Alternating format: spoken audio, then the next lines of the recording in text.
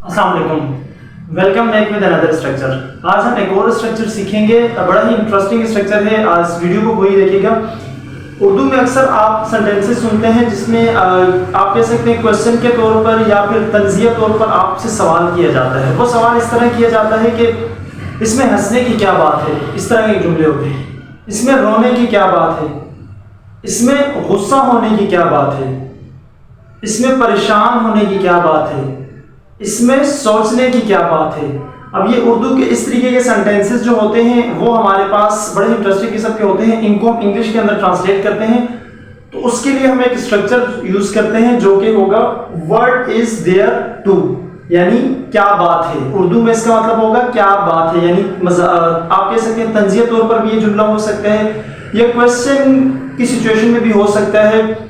इसमें रोने की क्या बात है। अब आपको देखिए इसमें दो तरीके से ये जुमला लग रहा होगा। एक तो ये भी इसमें होगा कि आप ये समझ रहे होंगे कि या तो क्वेश्चन किया जा रहा है या फिर तंज़िया तौर पर पूछा जा रहा है या आपको जोर दिया जा रहा है किसी बात पर कि भाई इसमें रोने की क्या बात है। तो मतलब आपसे इंक्वायर किया जा रहा है, पूछा जा रहा है। अच्छा, अब इन सेंटेंसेस को हम बनाते किस तरीके से हैं? इन सेंटेंसेस को हम बनाते हैं, हमारे पास इसके लिए स्ट्रक्चर है। सबसे पहले आप लगाएंगे व्हाट इज देयर टू, ये जो स्ट्रक्चर है, उसके बाद वर्ब की फर्स्ट फॉर्म। क्योंकि टू आ जाए तो हमेशा याद रखना मोस्ट केसेस में, मोस्टली जो है इंग्लिश में टू के बाद आपके वर्ब की फर्स्ट फॉर्म आती है और फोर के बाद आईएनजी फॉर्म आती है। ये चीज जरा अपने माइंड में रखिएगा कि टू का लफ्ज आप जहां भी देखेंगे तो वहां पर आप उसके बाद वर्ब की मोस्ट ऑफ द केसेस आपके पास फर्स्ट फॉर्म आती है। जैसे अगर मैं कहूं कि I want to, I have to, she has to, I am going to, I need to, I am looking forward to. अब ये तमाम सेंटेंसेस देखें टू के बाद, इसके बाद अगर हम कोई फॉर्म यूज करेंगे तो वर्ब की फर्स्ट फॉर्म आएगी। अच्छा, बाय द वे अब सेंटेंसेस बनाते हैं। एक जुमला लिखा हुआ है, इसमें रोने की क्या बात है। अब ये जुमला मैंने आपके पास लिखा है, इसमें रोने की क्या बात है। तो इस जुमले को किस तरीके से बनाएंगे? सबसे पहले आप लिखेंगे what is there to.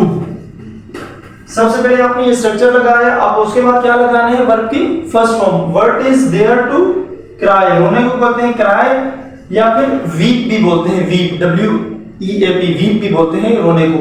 What is there to cry, इसमें रोने की क्या बात है। और जुमला है, इसमें गुस्सा होने की क्या बात है। अब इस जुमले को भी अगर बनाए तो कैसे बनाएंगे? व्हाट इज देयर, सबसे पहले देखिए मैंने क्या लगाया, what is there to.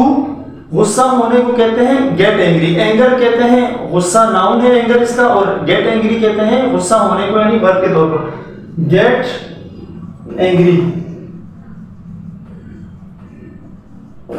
What is there to get angry, इसमें गुस्सा होने की क्या बात है। इसी तरह अगर ये जुमला होता है, इसमें सोचने की क्या बात है। What is there to think, इसमें परेशान होने की क्या बात है। What is there to puzzle. तो इस तरीके के तमाम सेंटेंसेस जो होते हैं वो हमारे पास बनते हैं व्हाट इज देयर टू के स्ट्रक्चर के साथ। तो उम्मीद करता हूं आज का जो हमारा लेक्चर था व्हाट इज देयर टू के बारे में वो आपको समझ आ गया होगा। ऐसे मजीद इंटरेस्टिंग और दिलचस्प स्ट्रक्चर सीखने के लिए मेरे YouTube चैनल को सब्सक्राइब कीजिएगा। Thank you.